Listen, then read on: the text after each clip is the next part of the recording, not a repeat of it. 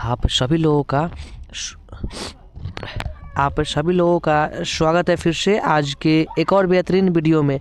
जैसा कि आप सभी लोग जानते हैं कि जो बिहार डीएलएड प्रवेश परीक्षा 2025 ठीक है, इसका जो फॉर्म भरने का डेट है वो डेट जारी हो गई। ठीक है, कहने का मतलब आप सभी लोगों का जो फॉर्म है ना वो 11 जनवरी से भराने का स्टार्ट हो जाएगी। ठीक है, तो आपसे रिक्वेस्ट करेंगे कि आप अपना फॉर्म को जल्दी से जल्दी भर के अपनी तैयारी में लग जाइए। देखिए, तो हम क्या कि आपको ही डीएलएड में एक सरकारी सीट दिलवाने के लिए आपके लिए एगो स्टार्ट कर दिए सीरीज। ठीक है, बोलिए सर जी इस सीरीज का नाम कहती है। देखिए, तो इसका नाम क्या है, इसका नाम है सफलता सीरीज। ठीक है, देखिए तो इस सीरीज में हम आपके लिए डीएलएड के अंतर्गत जितना सब्जेक्ट आता है, चाहे मैथ हो गया, चाहे रीजनिंग हो गया, चाहे जीके जीएस हो गया, या साइंस हो गया, या हो गया इंग्लिश, ठीक है, आपको ये पांचों सब्जेक्ट की तैयारी करवाएंगे। ठीक है, तो हम आज क्या करेंगे, आज हम लोग पढ़ने वाले कहते हैं जीके जीएस। ठीक है, तो आपको पता होगा कि डीएलएड के एग्जाम में जीके जीएस का क्वेश्चन कितना पूछता है, तो पूछता है 20 को। ठीक है, तो हम आपको जीके जीएस के वैसे वैसे क्वेश्चन को बताएंगे जो क्वेश्चन एग्जाम में पूछ चुका है और जो क्वेश्चन एग्जाम में आने की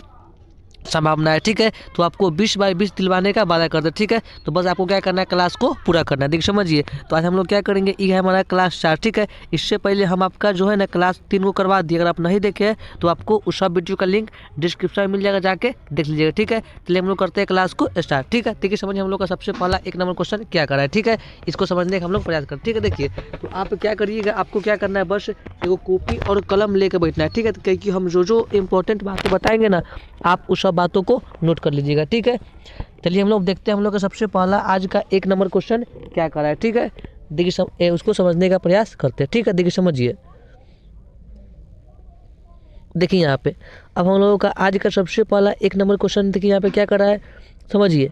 ये निम्नलिखित में से कौन सी फसल बाजरे ग्रुप का नहीं। देखिए ये जो है ना क्वेश्चन, ठीक है, आपके डीएलएड के एग्जाम में पूछ चुका है। ठीक है, अब बोलिएगा सर जी आप क्वेश्चन लाते कहाँ हैं। देखिए, तो हम डीएलएड के प्रत्येक बुक को पढ़ के जो उसमें से मोस्ट इंपॉर्टेंट क्वेश्चन उसको टाइप करके तब आपके लिए लेके आते हैं। ठीक है, देखिए तो क्वेश्चन क्या करा है, तो निम्नलिखित में से कौन सी फसल बाजरे ग्रुप का नहीं। ठीक है, मतलब आपको दिया 4 गो ऑप्शन। ठीक है, चारों में ऐसा कौन सा फसल है जो बाजरे ग्रुप का नहीं। ठीक है, हम लोग क्या बोल देंगे सर जी, तो बोल देंगे मक्का। ठीक है, तो जब भी आपसे क्वेश्चन क्या पूछेगा, बाजरे ग्रुप का कौन है, हम लोग क्या बोल देंगे, मक्का। ठीक है, ये जो क्वेश्चन आप लोगों का डीएलएड के एग्जाम में पूछ चुका है, आप बुक को उठा के देख सकते हैं। ठीक है, देखिए अब 2 नंबर क्वेश्चन देखिए यहाँ पे। अब अगला प्रश्न 2 नंबर क्वेश्चन यहाँ पे क्या कर रहा है, तो भारत में रेल परिचालन की शुरुआत कब हुई थी। कहने के मतलब जो हम लोगों का देश है भारत। ठीक है, तो यहाँ पे जो है ना रेल, ठीक है, रेल मतलब जो ट्रेन है वो सबसे पहले कब चला, तो हम लोग क्या बोल देंगे 1853 में। क्या बोल देंगे 1853, ऑप्शन नंबर सी। ठीक है, तो आपको जब भी रेल परिचालन की बात बोलेगा आपको क्या बोलना है, तो 1853। ठीक है, देखिए अब 3 नंबर क्वेश्चन समझिए। देखिए यहाँ पे, अब यहाँ पे 3 नंबर हम लोग का क्वेश्चन यहाँ पे क्या करा है, इसको समझने का हम लोग प्रयास करते हैं। ठीक है, देखिए समझिए क्या बोल रहा है, तो राज्य पुनर्गठन आयोग की स्थापना कब की गई। ठीक है, कहने का मतलब जो होता है राज्य पुनर्गठन। ठीक है, तो जब भी एक आयोग की स्थापना के बात बोलेगा, ठीक है, तो हम लोग क्या बोल देंगे 1953 में। ठीक है, इसका स्थापना कब हुआ, तो 1953 में। ये भी क्वेश्चन आपको डीएलएड के एग्जाम में पूछ चुका है। ठीक है, तो आप इसको नोट कर लीजिएगा। ठीक है, देखिए अब 4 नंबर क्वेश्चन देखिए। अब हम लोग यहाँ पे 4 नंबर क्वेश्चन क्या करा है, इसको समझने का हम लोग प्रयास करते हैं। ठीक है, देखिए क्या बोल रहा है, तो नाजी पार्टी का प्रतीक चिन्ह क्या था। कहने का मतलब जो नाजी पार्टी है, ठीक है, तो जब भी आपसे नाजी पार्टी के प्रतीक चिन्ह के बारे में बात बोलेगा, ठीक है, तो हम लोग क्या बोल देंगे स्वास्तिक। क्या उसका चिन्ह था, स्वास्तिक। क्या बोलेंगे स्वास्तिक। ठीक है, देखिए अब अगला क्वेश्चन 5 नंबर देखिए यहाँ पे। अब यहाँ पे 5 नंबर क्वेश्चन क्या बोल रहा है, इसको समझने का हम लोग प्रयास करते हैं। ठीक है, देखिए क्या कर रहा है, तो भारत के संविधान में निम्नलिखित में से कौन समानता के अधिकार में शामिल नहीं। ठीक है, कहने का मतलब हमको दिया 4 गो अधिकार। ठीक है, और चारों में ऐसा कौन सा अधिकार है जो समानता के अधिकार में शामिल नहीं है। ठीक है, देखिए तो ए में क्या करा है, कानून के समक्ष समानता। ठीक है, बी में क्या करा है, अस्पृश्यता का उन्मूलन। सी क्या करा है, तो रोजगार के अवसर की समानता। और डी क्या करा है, तो आर्थिक बराबरी। देख समझिए, कहने का मतलब कथी हुआ, तो भारत के संविधान में, ठीक है, जो होता है समानता। ठीक है, तो ओकरा जो होता है अधिकार, उसके अंतर्गत क्या ना आता है, हम लोग क्या बोल देंगे, हम लोग क्या बोल देंगे, तो रोजगार के अवसर की समानता। ठीक है, तो ये भी क्वेश्चन आपको डीएलएड के एग्जाम में 100% पूछेगा। ठीक है, तो आप इसको याद कर लीजिएगा। देखिए अब 6 नंबर क्वेश्चन देखिए अब यहाँ पे हम लोगों का 6 नंबर क्वेश्चन क्या कर रहा है, इसको हम लोग समझने का प्रयास करते हैं। ठीक है, देखिए समझिए ये क्वेश्चन क्या कर रहा है। तो किस संधि के द्वारा अमेरिकी स्वतंत्रता संग्राम को मान्यता मिली। ठीक है, करने के मतलब हमको दिया 4 गो संधि। ठीक है, और चारों में ऐसा कौन संधि है जिनमें जो होता है अमेरिकी स्वतंत्रता संग्राम, ठीक है, उसको क्या मिला, तो उसको मिला मान्यता। ठीक है, तो ए में क्या कर रहा है, पेरिस की संधि, बी क्या कर रहा है, तो विला फ्रेका की संधि, सी क्या कर रहा है, न्यूली की संधि, और डी क्या कर रहा है, तो शेब्रे की संधि। देख समझिए, तो जब भी आपसे अमेरिकी स्वतंत्रता संग्राम की मान्यता के बारे में बात बोलेगा, ठीक है, सर जी इसको कब मिला था, हम लोग क्या बोलेंगे, तो पेरिस की संधि। क्या बोलेंगे, ऑप्शन नंबर ए पेरिस की संधि। ठीक है, ये भी क्वेश्चन आपके एग्जाम के लिए मोस्ट इंपॉर्टेंट, आप इसको याद कर लीजिएगा। देखिए समझिए अगला क्वेश्चन, देखिए यहाँ पे अब यहाँ पे 7 नंबर क्वेश्चन क्या कर रहा है यहाँ पे, तो भारत में संप्रभु कौन है। ठीक है, तो आपको क्या करना है, क्वेश्चन नंबर 7 का अगर आपको आंसर पता है तो आप अपना जवाब कमेंट बॉक्स में अवश्य दीजिएगा। ठीक है, देखिए तो क्या बोला, भारत में संप्रभु कौन है। ठीक है, तो जब भी आपसे भारत में संप्रभु के बारे में बात बोलेगा, ठीक है, तो हम लोग क्या बोलेंगे, सर जी कौन है वो, संसद। ठीक है, मतलब स से संप्रभु, स से क्या बोलेंगे, संसद। ठीक है, तो आप इसको याद कर लीजिएगा। ठीक है, देखिए समझिए अगला क्वेश्चन, देखिए यहाँ पे अब यहाँ पे 8 नंबर क्वेश्चन यहाँ पे क्या कर रहा है, इसको हम लोग समझने का प्रयास करते हैं। ठीक है, क्या बोल रहा है, तो तारीख दाऊदी नामक पुस्तक के लेखक कौन है। ठीक है, करने का मतलब जो है ना, ये तारीख दाऊदी, ठीक है, ये जो नामक है, ठीक है, तो ई नामक जब भी पुस्तक के लेखक बोलेगा हम लोग क्या बोल देंगे, तो बोल देंगे अब्दुल्ला। क्या बोल देंगे, अब्दुल्ला। क्या बोलेंगे सर जी, तो तारीख दाऊदी नामक पुस्तक के लेखक कौन है, अब्दुल्ला। ठीक है, तो आपको ये भी क्वेश्चन को याद रखना है। ठीक है, देखिए अब अगला प्रश्न समझिए यहाँ पे, अब यहाँ पे 9 नंबर क्वेश्चन क्या कर रहा है, ये क्वेश्चन आपके एग्जाम के लिए मोस्ट इंपॉर्टेंट है। क्या बोल रहा है, तो एलपीजी का पूरा नाम क्या है। ठीक है, तो जब भी आपसे एलपीजी का पूरा नाम पूछेगा आप लोग क्या बोल दीजिएगा, तो लिक्विफाइड पेट्रोलियम गैस। क्या बोल देंगे, तो लिक्विफाइड पेट्रोलियम गैस, अर्थात ऑप्शन नंबर वी। क्या बोल देंगे, ऑप्शन नंबर वी। ठीक है, तो आपके पेपर में ये भी प्रश्न देखने को मिलेगा। ठीक है, जब आप एग्जाम देख के आइएगा तो बोलिएगा सर जी आप जो क्वेश्चन बताए थे ये क्वेश्चन एग्जाम में आया था। ठीक है, देखिए समझिए 10 नंबर क्वेश्चन, देखिए यहाँ पे अब 10 नंबर क्वेश्चन क्या कर रहा है, तो बिहार में सर्वप्रथम नगर निगम की स्थापना कहाँ की गई। करने के मतलब जो हम लोगों का राज्य है बिहार। ठीक है, तो यहाँ पे जो है सबसे पहले नगर निगम है। ठीक है, तो एक स्थापना के बाद बोलेगा हम लोग क्या बोल देंगे, कहाँ पे हुआ, तो पटना में। ठीक है, तो ये भी प्रश्न आपके पेपर में मिलेगा। ठीक है सर जी, तो आप इसको याद कर लीजिएगा। ठीक है, जब भी बिहार में सबसे पहले नगर निगम के बाद बोलेगा तो कहाँ पे हुआ, क्या हम लोग बोल देंगे, पटना में।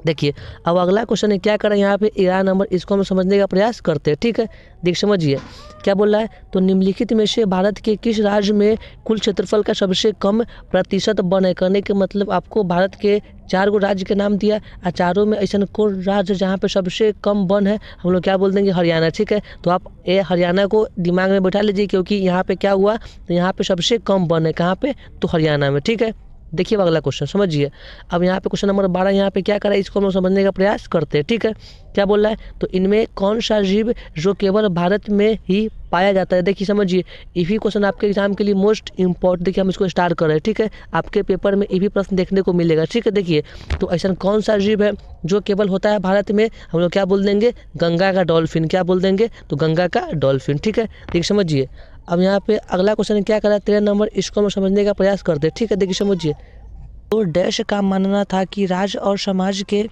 स्थापित पारंपरिक संस्थानों को संरक्षित किया जाना चाहिए। ठीक है, देखिए कहने का मतलब ना, हमको दिया 4 गो ऑप्शन। ठीक है, और चारों में जो है ना, ऐसा ना कौन व्यक्ति थे उनका मानना क्या था, तो जो होता है ना, कहते जो समाज का होता है पारंपरिक संस्थान। ठीक है, तो इसको हम लोगों को क्या चाहिए करना, तो संरक्षित। ठीक है, तो ये बात कौन बोला था, हम लोग क्या बोल देंगे सर जी, तो कौन बोला था, एक कंजर्वेटिव। क्या बोला था, तो कंजर्वेटिव। ठीक है, तो हम लोग क्या बोल देंगे 13 नंबर का आंसर कंजर्वेटिव। ठीक है, देखिए हम लोगों का अब अगला प्रश्न क्या करा है। ठीक है, देखिए समझिए, देखिए ई क्वेश्चन आपके एग्जाम के लिए मोस्ट इंपॉर्टेंट है। ठीक है, तो आपको क्या करना है, ई क्वेश्चन को दिमाग में बैठा के रखना है। ठीक है, तो समझिए क्वेश्चन क्या कर रहा है क्वेश्चन हम लोगों का 13 नंबर, देखिए तो कुद्रमुख एक प्रमुख लौ अयस्क के खदान है। करने के मतलब जो कुद्रमुख का जो अयस्क का खदान है, ठीक है सर जी, तो कहाँ पे मिलता है, हम लोग क्या बोल देंगे, तो कर्नाटक में। ठीक है, देखिए तो ये भी क्वेश्चन आपको पेपर में देखने को मिलेगा क्योंकि ये क्वेश्चन आपके एग्जाम में पूछ चुका है। ठीक है, तो जब भी आपसे क्वेश्चन क्या पूछेगा, जो कुद्रमुख का अयस्क का खदान है वो कहाँ पे है, हम लोग क्या बोल देंगे, कर्नाटक में। हम लोग क्या बोल देंगे, कर्नाटक में। ठीक है, देखिए हम लोग का अगला क्वेश्चन क्या कर रहा है, देख समझिए, देखिए यहाँ पे अब क्वेश्चन नंबर 15 ही बड़ा लाजवाब है, आपके एग्जाम में देखने को भी मिल सकता है। ठीक है, देखिए क्वेश्चन क्या कर रहा है, तो भारतीय संविधान के किस धारा के अंतर्गत आदिवासियों को कमजोर वर्ग का स्थान दिया गया। ठीक है, कहने का मतलब आपको ना जो आर्टिकल होता है दिया हमको 4 गो आर्टिकल, ठीक है, मतलब दिया 4 गो धारा। ठीक है, आज चारों धारा में ऐसा कौन धारा है जिसमें हम लोग क्या किए, तो आदिवासी समाज का जो होता है कमज़ोर वर्ग उसका वर्णन किया गया। ठीक है, तो जब भी आपसे आदिवासी समाज का सबसे कमज़ोर वर्ग के बारे में बात बोलेगा, इसका वर्णन किस आर्टिकल में सर जी क्या बोल देंगे, तो आर्टिकल 342 अर्थात 342। ठीक है, तो ये प्रश्न आपके पेपर में देखने को मिलेगा क्योंकि ये भी प्रश्न बड़ा लाजवाब है। देखिए समझिए, अब अगला क्वेश्चन है 16 नंबर क्या कर रहा है, ये भी प्रश्न अपने आप में एक 100% मोस्ट इंपॉर्टेंट प्रश्न है, तो आपको एक रोज दिमाग में बैठा के जाना है। क्या क्वेश्चन कर रहा है, तो सीमांत गांधी किसे कहा जाता है, कहने के मतलब ना हम लोग सीमांत गांधी के नाम से जानते हैं किसको है सर जी, तो आप क्या बोल दीजिएगा, जब भी सीमांत गांधी के बारे में बात बोलेगा तो ये महात्मा गांधी होगा नहीं, श्री राजगोपालाचारी होगा नहीं, लाला लाजपत राय होगा नहीं, सर जी क्या होगा, तो खान अब्दुल गफ्फार का। ठीक है, तो सीमांत गांधी के नाम बोलेगा हम लोग क्या बोल देंगे, तो खान अब्दुल गफ्फार का। ठीक है, मतलब सीमांत गांधी के नाम से हम लोग जानते हैं किसको है, तो खान अब्दुल गफ्फार खां को। ठीक है, देखिए समझिए, अब अगला क्वेश्चन 17 नंबर क्या कर रहा है, ये भी क्वेश्चन अपने आप में 100% मोस्ट इंपॉर्टेंट है। ठीक है, इसको समझने का प्रयास करिएगा। ठीक है, देखिए समझिए, यहाँ पे क्वेश्चन है क्या बोल रहा है, तो भारत में नीति आयोग का गठन कब हुआ। ठीक है, मतलब जो नीति आयोग है, ठीक है, तो इसका जो गठन है भारत में कब हुआ था, तो 1 जनवरी 2015 को। ठीक है, तो जब भी आपसे पेपर में नीति आयोग के बारे में बात बोलेगा आप क्या बोल दीजिएगा, 1 जनवरी 2015 को। ठीक है, देखिए समझिए, अब अगला क्वेश्चन क्या कर रहा है, क्वेश्चन नंबर देखिए 18। ठीक है, देखिए क्वेश्चन क्या कर रहा है, तो संपत्ति के अधिकार को मौलिक अधिकारों की सूची से कब हटाया गया। देखिए समझ, जब क्या हुआ, जब संविधान का 44वां कति हुआ तो हुआ संशोधन। ठीक है, तो इस समय क्या किया गया, जो मौलिक अधिकार, ठीक है, तो मौलिक अधिकार में से ना संपत्ति को अधिकार को साइड कर दिया गया। ठीक है, तो इस साइड कब हुआ सर जी, क्या बोलेंगे 1978 में, क्या बोल देंगे 1978 में। ठीक है, देखिए समझिए, अब अगला क्वेश्चन है क्या करा है, क्वेश्चन नंबर 19। देखिए समझिए इसको क्या बोल रहा है, तो विश्व में सबसे अधिक वर्षा किस स्थान पर है होता है, तो ये भी क्वेश्चन आपके पेपर में देखने को मिलेगा। तो सबसे अधिक जब भी वर्षा के बात बोलेगा हम लोग क्या बोल देंगे, तो कहाँ पे होता है, तो मौसिन राम में। कहाँ होता है, तो मौसिन राम में। ठीक है, सबसे अधिक जब भी वर्षा के बारे में बात पूछता है तो ये क्वेश्चन आपके पेपर में आ चुका है। ठीक है, तो सबसे अधिक वर्षा के बाद हम लोग कहाँ बोल देंगे, तो मॉनसून राम में। ठीक है, मॉनसून राम में अर्थात ऑप्शन नंबर सी। ठीक है, देखिए समझिए,